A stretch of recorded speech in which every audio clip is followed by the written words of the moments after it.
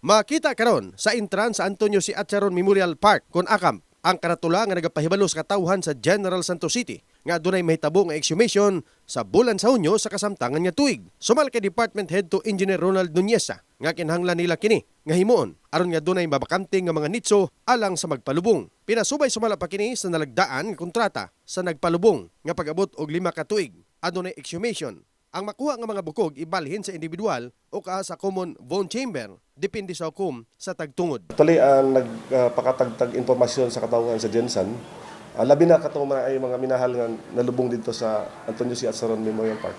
That on June 1, 2024, mag-start ulit ang atong exhumation. Kay diha magud sa atong camp, magpalubong ta, Brigada Bir. Murag natay kontrata na 5 years. So after 5 years, sa paggikan sa paglubong, i-exhume na siya. Then katong mga bones na karon remains will be transferred dito sa ginatawag natong bone chamber. So we have duha ka klase ng bone chambers na to, na ay individual bone chamber o naapotay common bone chamber.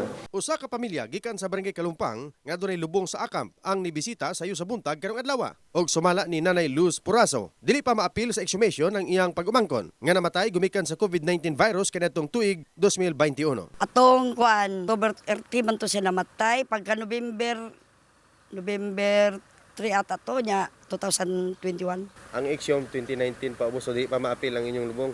Oo, dili pa. Pero kung mag-renew ka, 5 years lang gid ang kuan diri sa renew. Makita usab sa sulod sa sementeryo nga nagatrabaho ang construction workers gikan sa usa ka kontraktor alang kini sa 10 million pesos nga dugang nga mga nitso. Sumala kay engineer Kuminghod nga wala pa nahuman ang ilang trabaho sa tulo ka andana nga mga nitso samtang miapil usab sila sa bidding sa laing 10 million pesos nga dugang nga construction. Actually, ang among ginatrabaho diri sir ang kaning ubos, kaning isa, kaning diri sa kalinya og dito sa ubos. Sa kalinya ka area. Balitolo kalinya ni.